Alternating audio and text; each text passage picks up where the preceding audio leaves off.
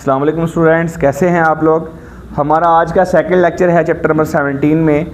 कल हमने पढ़ा था क्रिस्टलाइन और एमॉर्फस सॉलिड्स के बारे में। आज नेक्स्ट टाइप है हमारे पास पॉलीमेरिक सॉलिड्स, यानी कि दूसरा नाम है पार्शली क्रिस्टलाइन सॉलिड्स। इन्हें पार्शली क्रिस्टलाइन सॉलिड क्यों कहा जाता है? क्योंकि इनका स्ट्रक्चर एमॉर्फस और क्रिस्टलाइन दोनों के इन बिटवीन पाया जाता है। ना तो ये प्योरली क्रिस्टलाइन होते हैं और ना ही ये प्योरली एमॉर्फस होते हैं। इस बेस पे हमने इन्हें नाम रखा हुआ है पार्शली क्रिस्टलाइन सॉलिड्स। दूसरी बात है कि इन्हें हमने पॉलीमेरिक सॉलिड्स का नाम क्यों दिया है? क्योंकि इनके अंदर एक लॉन्ग चेन स्ट्रक्चर होता है, एक ऐसा मटेरियल, एक ऐसा सॉलिड जिसके अंदर एक सिंगल मॉलिक्यूल खुद को बार बार रिपीट करे, 2 से ज़्यादा बार रिपीट करे। उस लॉन्ग चेन स्ट्रक्चर को हम कहते हैं पॉलीमर। और जो सिंगल मॉलिक्यूल खुद को बार बार रिपीट करता है उसका नाम है मोनोमर। जैसे कि यहाँ मैंने बनाया है पीवीसी पॉलीविनाइल क्लोराइड।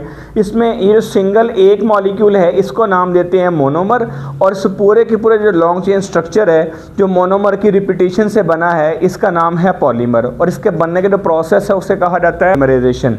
इस पूरे के पूरे स्ट्रक्चर के अंदर, पॉलीमर्स के अंदर आपको कार्बन और हाइड्रोजन तो कंपल्सरी मिलेंगे, लेकिन इनके साथ साथ आपको ऑक्सीजन, नाइट्रोजन, हाइड्रोजन, ये एटम्स भी आपको नज़र आएंगे इनके अंदर। जैसे इनके एग्जांपल में है पॉलीथीन है, पॉलीस्टायरीन है, नायलॉन है। ये वो मटेरियल जो हैं जो हमारी प्रैक्टिकल लाइफ के अंदर यूज़ होते हैं।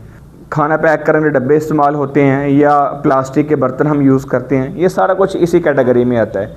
इनकी प्रॉपर्टीज़ में सबसे इंपॉर्टेंट बात है कि इनके पास होती है लो स्पेसिफिक ग्रेविटी, यानी कि लाइट वेट होते हैं। लो स्पेसिफिक ग्रेविटी क्या है? लो स्पेसिफिक ग्रेविटी का मतलब है the density of the material by the density of the water.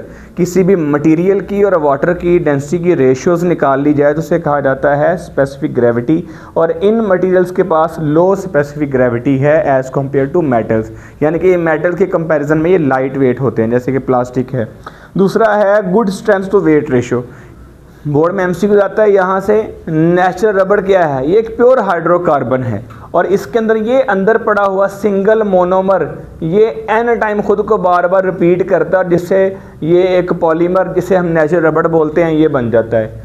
इसके बाद नेक्स्ट इसी से आगे है क्रिस्टल लैटिस। ये क्या है? ये एक 3 डायमेंशनल स्ट्रक्चर है जो एक सिंगल यूनिट सेल के बार बार रिपीट करने से बनता है। और यूनिट सेल क्या है? यूनिट सेल वो 3 डायमेंशनल स्ट्रक्चर है जो खुद को बार बार रिपीट कर रहा होता है। जैसे कि अगर हम इन दोनों को डिफ्रेंशिएट करने के लिए आपको समझाऊं तो जो सिंगल ईंट है, एक कमरा बनाने के लिए सिंगल ईंट यूज़ होती है, उसे कहा जाता है यूनिट सेल। और उस ईंट के बार बार रिपीट होने से पूरे के पूरा जो कमरा है, पूरे का पूरा स्ट्रक्चर बनता है। तो सिंगल ईंट यूनिट सेल है और उस सिंगल ईंट के रिपीट होने से पूरा बनने वाला जो स्ट्रक्चर है वो क्रिस्टल लैटिस है। जैसे कि हमने एग्जाम्पल में यहाँ सोडियम क्लोराइड का NaCl का स्ट्रक्चर बनाया है। ये क्यूबिक स्ट्रक्चर होता है। ये MCQs भी आ सकता है आपको, आपने याद रखना है ये क्यूबिक स्ट्रक्चर है। इसके बाद 7 क्रिस्टल लैटिस सिस्टम। इसके अंदर 7 डिफरेंट शेप्स हैं, 7 डिफरेंट शेप्स हैं। यहाँ ये नंबर भी MCQs में आया हुआ है बोर्ड के अंदर कि जो क्रिस्टल सिस्टम है वो कितने हैं, तो वो 7 हैं। इनके नाम यहाँ जिसने रखे हैं cubic, tetragonal, monoclinic, orthorhombic, triclinic, hexagonal और ट्राइगोनल।